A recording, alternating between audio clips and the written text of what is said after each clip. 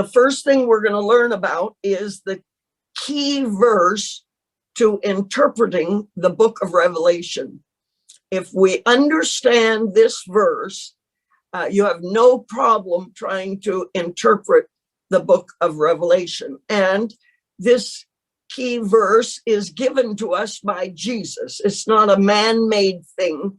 Jesus is the one that told John the Beloved what to do. He gave him 3 main points, and these 3 main points show us how to go about understanding the book of Revelation. Another thing we'll learn about is the end times and the future of mankind. Number 3, we're going to learn about the apocalypse of Jesus Christ. Now, turn to those pages that I talked to you about, terms and definitions in Revelation.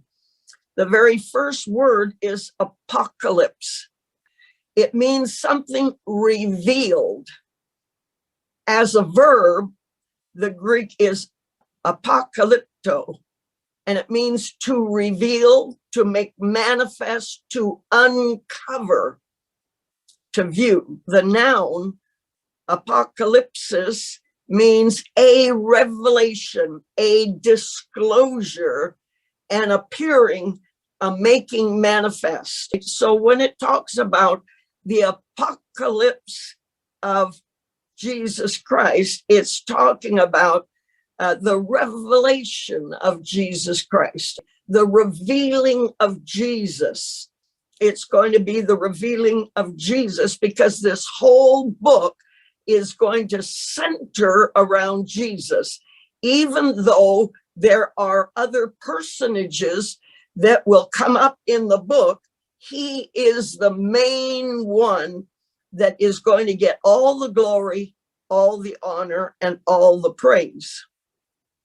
That next word on your terms and definitions, apocalyptic, it means literature that uses rich symbolism to describe the coming kingdom of God and the events leading up to it. And we find the visions of the book of Daniel in the Old Testament and the Revelation in the New are examples of apocalyptic literature. I'm going to talk about this third one because this, the Apocrypha, on the other hand, means something that is concealed, that's secret, that's not set forth, that is not authentic. And what we need to realize is the books of the Apocrypha were written during the period at the end of Malachi in our Bible that we use, all right, the Protestant Bible, the end of the Old Testament, Malachi, until the birth of Jesus. These books of the Apocrypha were written during that period. The Jews did not include them in the Hebrew Bible, and all the Protestant reformers rejected them as not being inspired. So there are some weird teachings that come in that you don't find in the regular Bible that we use. All right, I just want you to understand that. Let's go back again to some things we're going to learn about. The different groups of sevens. Now, I only list 5 there, but I've given you another thing. It's called The Book of Revelation by Clarence Larkin.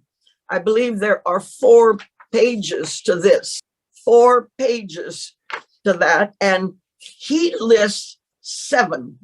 You can go to his teaching and see what he has to say about it.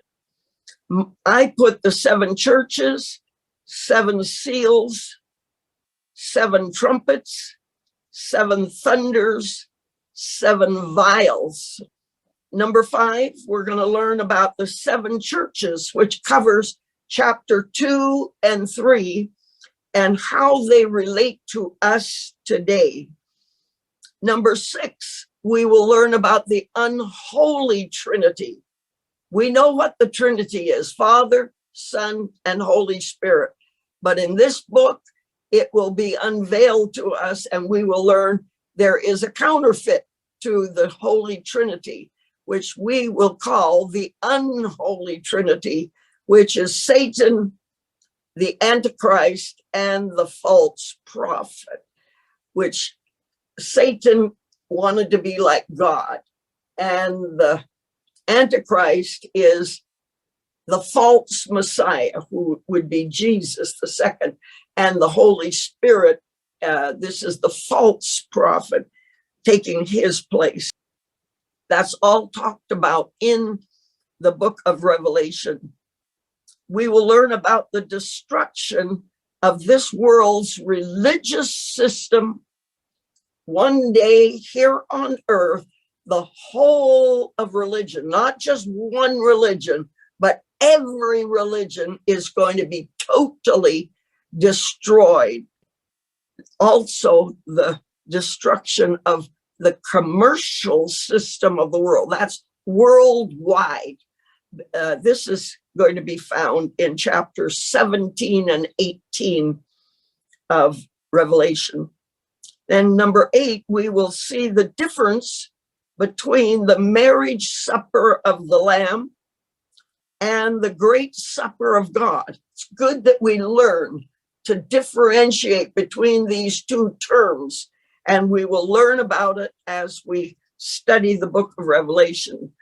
Some questions that will be answered in this course that we're going to take. One of the questions is, will we have to go through the tribulation? If you've wondered about that, you will find the answer as you stick with us, and I will show you scripturally whether we're going through the tribulation or whether we're not going through the tribulation. Will we be here when Antichrist is ruling? That's another question that will get answered. Who are the 144,000? This will be answered definitely in chapter 7 of this book. Who are invited as guests to the two suppers? Remember, I mentioned under 1:8, the marriage supper of the Lamb. Who's invited to that? And who is invited to the great supper of God? Totally different guests that are invited to these two suppers. And we will find that out. Number 5 of the questions: when does Jesus Christ come back again? We will answer that question, when Jesus Christ is coming back again. And who is it that's going to experience the wrath of God? You and I, as born again believers, are delivered from the wrath to come. We're going to be kept from the wrath to come. We do not have to worry about experiencing the wrath of God if we are truly born again, and if we keep the beginning of our faith firm to the end. Because it's not the person that starts well, but this person that ends well that gets the promises of God. When will the rapture take place? Go down to number 3. The first one is relating to the rapture. Do you know what the rapture is? The rapture is the catching away of the bride of Christ. We meet him in the air. It is not talking about Jesus coming back to this earth where his feet touch terra firma, which means the firm earth. It's not that coming. It's he comes halfway and we will be caught up to meet him in the air if we're ready. There are 3 terms that are used and that has to do with the rapture. When does the rapture take place? So these are the 3 terms: pre-trib, mid-trib, post-trib, meaning before the tribulation, during the tribulation, and after the tribulation. Now, friends, I will tell you right now, I believe in pre-trib. In other words, I am praying that I will be counted worthy to go up in the rapture that takes place before the tribulation comes. But there are some people that teach we have to wait for the middle of the tribulation, then only we get to go up. Others teach, no, you have to wait till the tribulation is totally over. I'm not talking about persecution. I'm talking about the great tribulation. It says like there's never been ever before or ever after. It's a persecution that outdoes any persecution that has ever been since the beginning of time. People say no. Some say you have to wait till the whole thing is over and then only the rapture takes place. Where do they get these ideas from? They didn't make them up. They get it from the book of Revelation, because the book of Revelation talks about all three times. There is going to be a catching away before the tribulation. There is going to be a catching away in the middle of the tribulation. And there is going to be another one at post after the tribulation. There's all three. I believe in all three. But for myself, and I'm going to lay the groundwork very clearly to you, I'm asking God to count me worthy, because Jesus said, pray that you might be counted worthy to escape all these things that are going to come to pass, and that you will be up there in heaven standing in the presence of God, or sitting in the presence of God, when all these things on earth begin to break loose and hell breaks loose on earth. Jesus himself said, pray that you might be counted worthy to go up in that first catching away, the great tribulation. So we have 1, 2, 3, pre-tribulation theory. The rapture of the church takes place at the beginning of the great tribulation. I would say it takes place before it ever starts. It won't start till after we're gone. Some persecution, but not the great tribulation. At the beginning of the great tribulation, and that the judgment seat of Christ and the marriage supper of the Lamb takes place in heaven before Christ returns with Jesus to destroy the Antichrist and establish the millennial kingdom. That's what the pre-tribs believe in. Mid-tribulation, the rapture of the church will take place in the middle of the 7 years of the great tribulation, which is at the end of the church age. I don't want to be here till the middle. I know good churches, good pastors that today are teaching we have to go through part of the great tribulation. And what they say is, we know we have to suffer for Christ, so why should you let that bother you? This is a different suffering. This is a different persecution altogether. This will be under the Antichrist. I don't believe that I will be here during the Antichrist, whether I die or whether I'm caught away. Until that first catching away, Antichrist cannot show himself. He cannot be revealed till that first catching away takes place. I will explain that as we go through the book of Revelation. Those that go through half of the tribulation, it means they never made it in the first catching away. They weren't quite ready to go up in the first catching away, and they're left here on earth.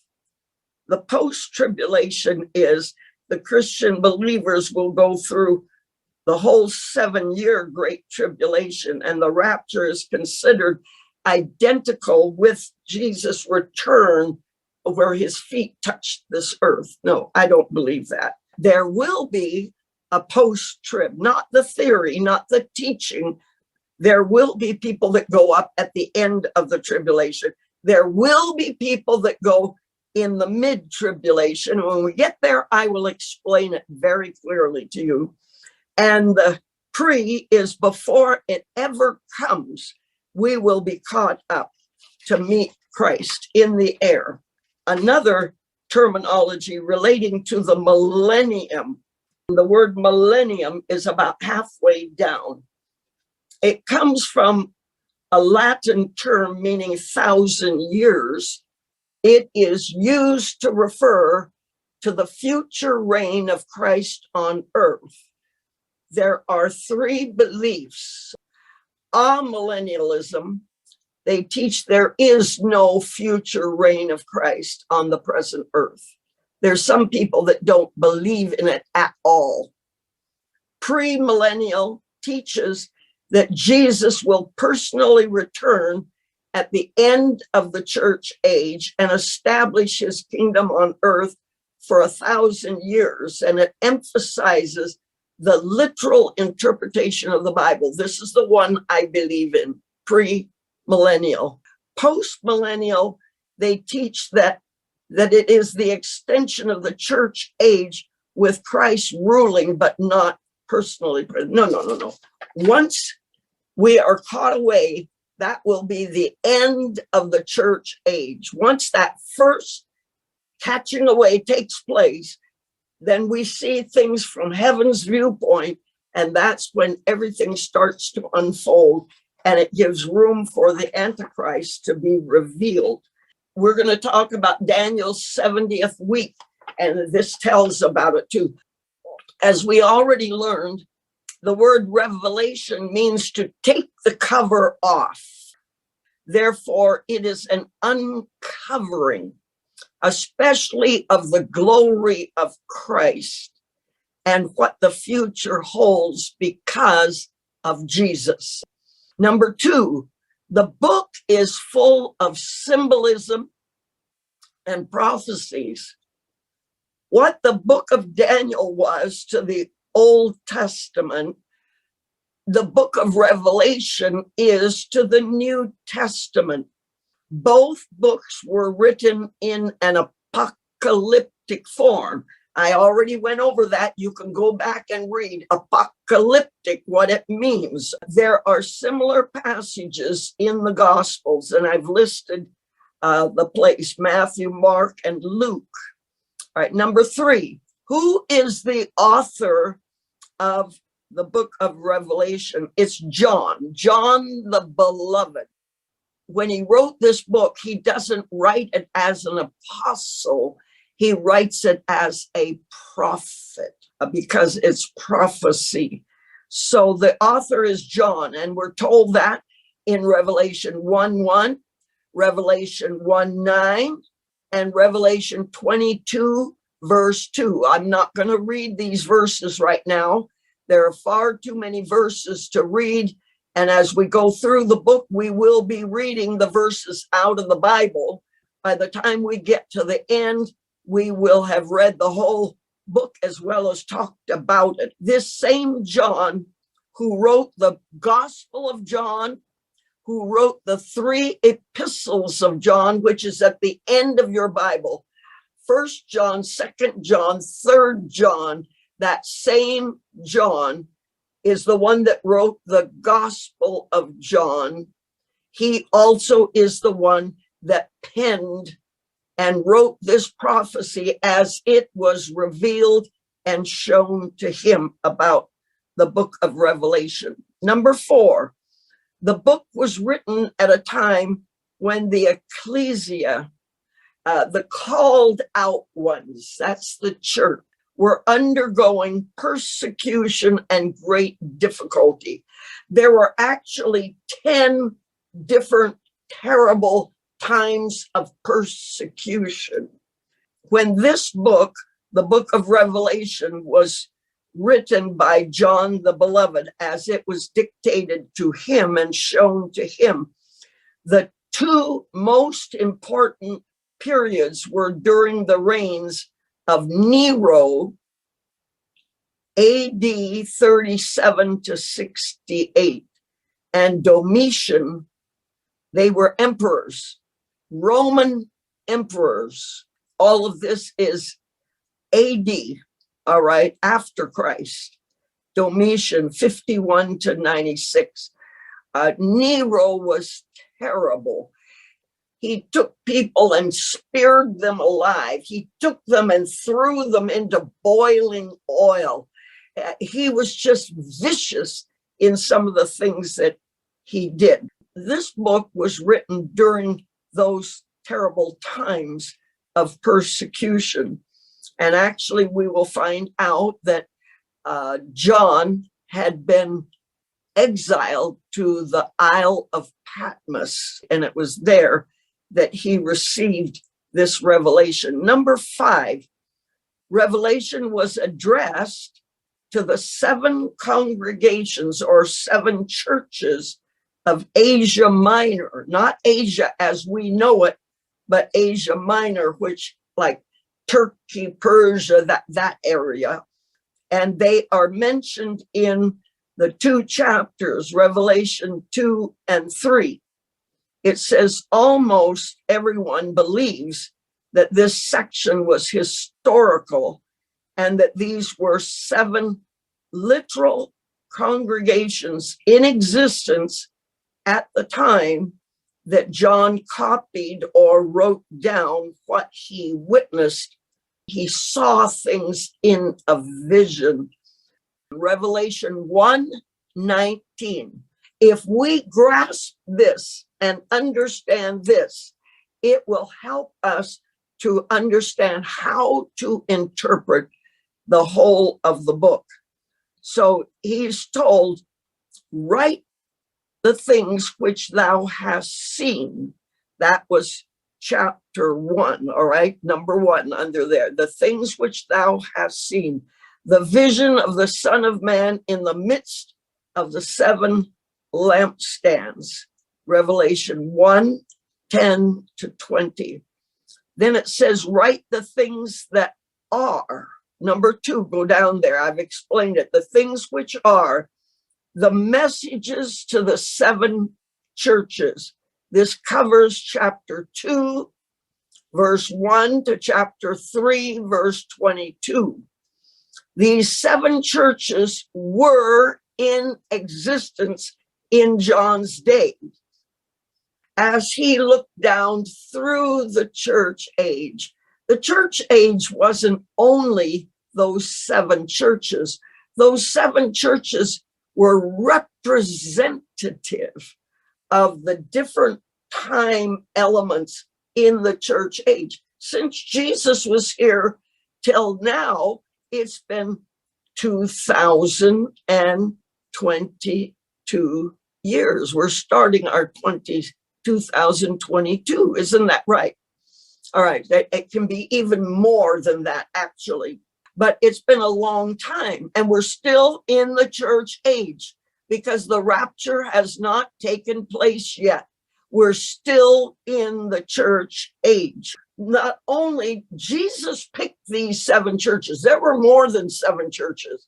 But if we had a map, you would see on that map, they kind of form a rough circle on that map.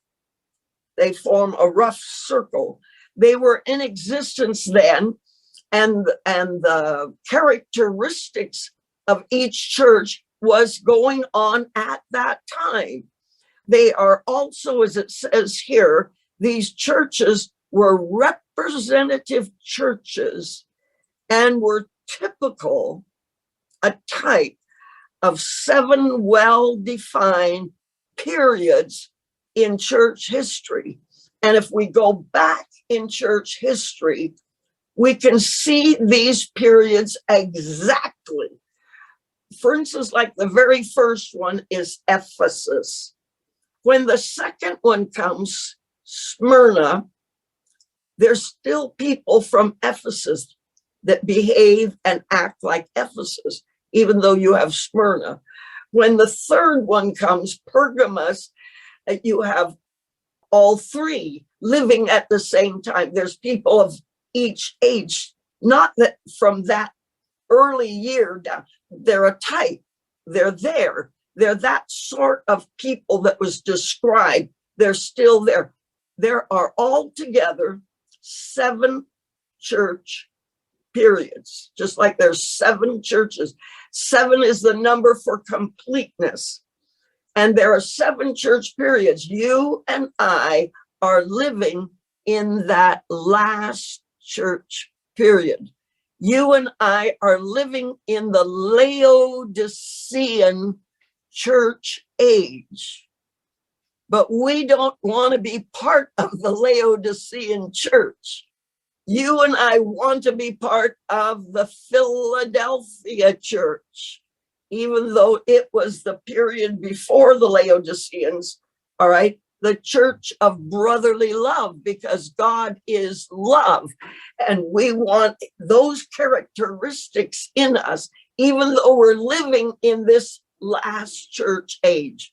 The churches were not only literal churches in the day of John, but the description of what was going on in each church is a representative and a type of.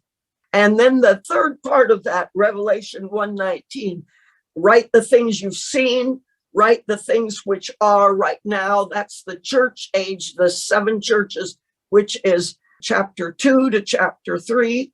And then it says, write the things which shall be hereafter. That's number 3. That starts in Revelation chapter 4:1. It will show you things that will be hereafter, literally the things that will come to pass after the church age ends. Now, I want you to go back up under the first 1, 2, and 3. It says, this is the only book in the Bible where the divisions of the book are given, and they are given by Christ himself. It was not John, it was Jesus that said, this is what I want you to write. I want you to write what you have just seen. He had just seen a vision of Jesus in chapter 1. Write the things which are. They're going on right now. That was the church age. And those 2 chapters, chapter 2 and 3, describe what was going on right now. Then write the things that will be hereafter. And when you go over there into chapter 4, Revelation 4, verse 1. After this I looked, and behold, a door was open in heaven. And the first voice which I heard was as it were of a trumpet talking with me, which said, come up hither, and I will show thee things which must be hereafter. Now, to me, right then and there, why couldn't God show him the things that would be hereafter while John was on earth? No, he had to go up into heaven because he was going to represent that rapture. You know, when Jesus comes, it talks about, and the archangel will blow his trumpet. And he said, I heard this voice like a trumpet, loud and clear, said, come up hither. And we're going to see in that verse that we will see that term as we teach the book of Revelation. There's other places. Come up hither, come up hither. And they go up to heaven at that time. So that will be exactly at the end of chapter 3. We said, when will the rapture take place? At the end of chapter 3, the rapture takes place. John is our type. He's representing all of us, because once he gets there, you see the 24 elders. They're on thrones. They have crowns. Definitely, how did they get there? When did they get there? It had to be when that voice says, come up hither. All right. The church goes up at that time in the type. John is our type. he represents us, and the church will already be up there. I'm going to say the bride of Christ. The bride of Christ will be up there, all right? And then from chapter 4 onwards, it's going to show what takes place here on this earth after the rapture takes place. All right. Number 6, there are essentially 4 ways of interpreting Revelation. You underline the first. I will read it, but I'm not going to explain it because I don't believe in it, and I don't want to confuse you. You want to read it, you can read it and at your own time. Underline first, or preterist. That's how you pronounce it. The preterist view. The second view, underline second, or the historicist view. The third view is the symbolic view. The fourth view, I'm going to read this. I believe this. I believe it so strongly that I'm going to read it out to you. You will come across people that believe all these others. I don't. You decide for yourself what you want to believe. The fourth view, underline fourth, is the futuristic view. Futuristic view, which asserts, italicized, underline it as well. So it asserts, it's not suggesting. This view asserts that Revelation chapter 4 to chapter 22 deals with the events of the end time. According to this view, the book of Revelation was not concerned with the events of John's own day as much as with later historical events, and particularly those happenings that will take place in connection with the second coming of the Lord in the future. That means the appearing of the Lord. This view takes seriously the predictive element in the book, Revelation 1:19 and Revelation 4:1. Very definitely, those final chapters of Revelation deal with the last days and a definitive change in the things as they are today. Revelation 1, which we've already done this under Larkin, but I do it again, deals with the past, the vision, you can put there, the vision of Jesus.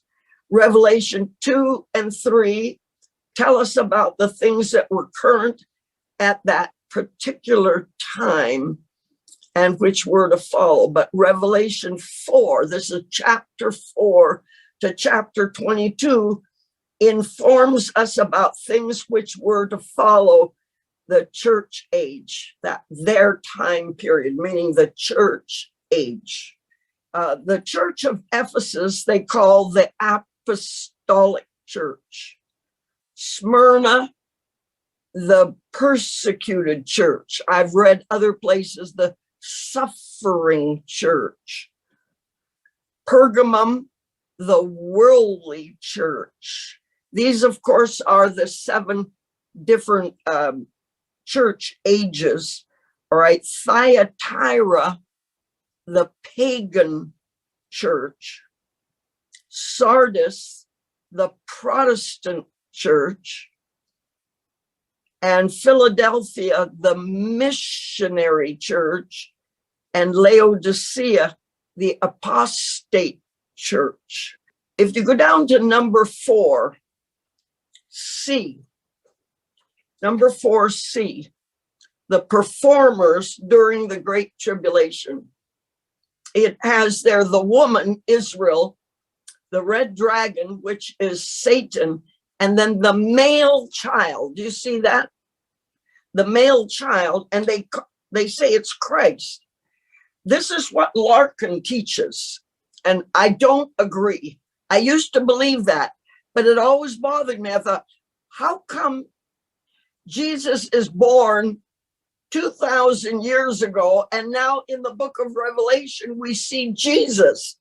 It's not talking about the Jesus that was here on earth. Or this, the male child, Christ in the spiritual, made up of many members. We're all part of Jesus Christ. But actually, this male child, in fact, I wouldn't even put there Christ.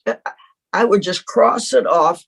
And if you put there, they are the first fruits of the Jewish tribulation saints.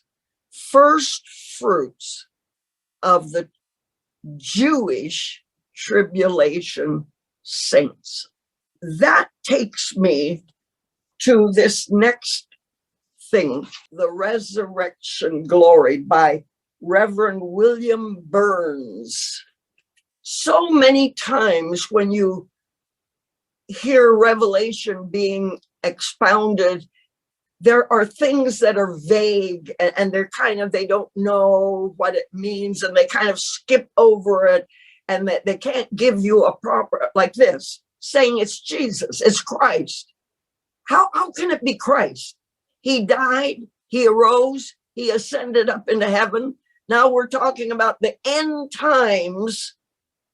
How can it be Christ? That doesn't even make sense. It can be part of his body, yes. They don't, by doing that, they don't, pinpoint exactly what it is.